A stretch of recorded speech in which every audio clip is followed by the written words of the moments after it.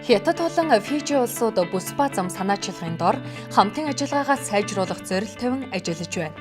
Үүний үр дүнд сүүлийн 2-3 жилийн хугацаанд хоёр улсын худалдаа болон ард түмэн хоорондын харилцаа хурдтайгаар хөгжиж эхэллээ. Арлын улс Фижид Хятадын худалдааны танхим 40 гишүүнтэй болжээ. Үүнд инженерчлэл, загас агнуур, санхүү зэрэг олон салбар багтаж байгаа юм. 2017 онд гэхэд Фижид их гадаадын хөрөнгө оруулалтын төслүүдийн 47%-ийг Хятадын төслүүд эзэлсэн бол Хятад улс нийт төслийн 29%-д нь хөрөнгө оруулжээ. Өнөөдөр Фижи улсын хөрөнгө оруулалтын хамгийн том их үүсвэр нь Хятад улс болжээ. Саяхан болж өнгөрсөн Хятадын олон улсын импортын үзэсгэлэнд Фижи улс байгалийн ундаа 70 хүн суулан арьс арчилгааны бүтээгдэхүүнээр оролцсон.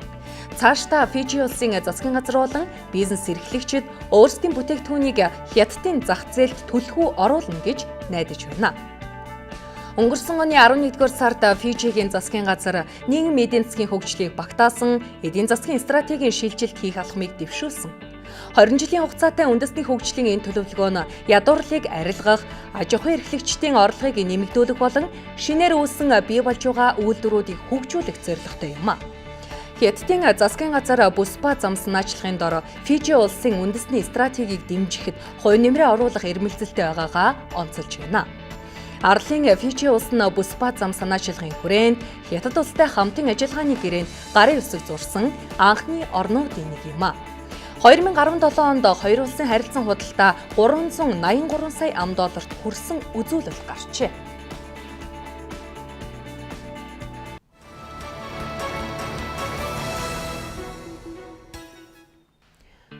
Үзэсгэлэнд дэлхийн өнцөг булан бүрээс 130 улс оролцож байгаагаас бүс ба замын дагуух 58 орн багтаж байгаа юм.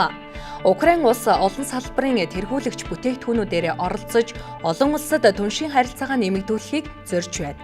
Украин улс өөрийн павильоныг байгаль дээлтэй материалаар орчин үеийн загвартайгаар хийж төрөл бүрийн өндөр технологийн бүтээгдэхүүнийг дэлгэжээ. Египт бол Хятад улстай бүс ба замын хамтарсан хөгжлийн талаар хамтын ажиллагааны гэрээг байгуулсан анхны орнуудын нэг юм. Экспод оролцож байгаа Египтийн павильон 600 м2 талбайг эзэлж байгаа нь бүс ба замын улсын шинэ нүүр царайг илтгэж байна. Энэ удаагийн экспод бүс ба замын 58 орны олон мянган компани Хятадын компаниудтай хамтын ажиллагааны гэрээг байгуулан гарын үсэг зурчээ. Үзэсгэлэнгийн нээлтэнд бүгд найрамдагтад ардуулсан ерөнхийлөгч Си Жинпин үг хэллээ.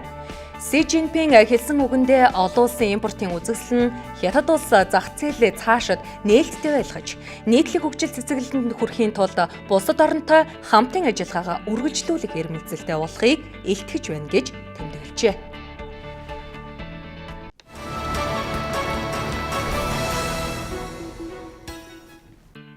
Өнгөрсөн сард Женев хотод болж өнгөрсөн дэлхийн худалдааны байгууллагын олон нийтийн форумын гол сэдэв худалдааны асуудал байсан байна. Форумд олон улсын худалдааны 3,000 мэргэжилтэн оролцжээ.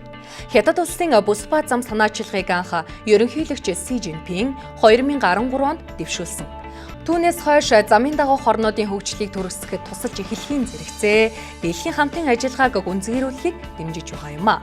21-р зууны торгоны зам эдийн засгийн бүс гэгдэж байгаа энэ санаачлах нь Төв болон Баруун Аз, ойрхт орнод болон Европыг хамарч байгаа. Цаашдаа хүрээгээ улам бүр тэлэх ирээдүйтэй байгаа юм.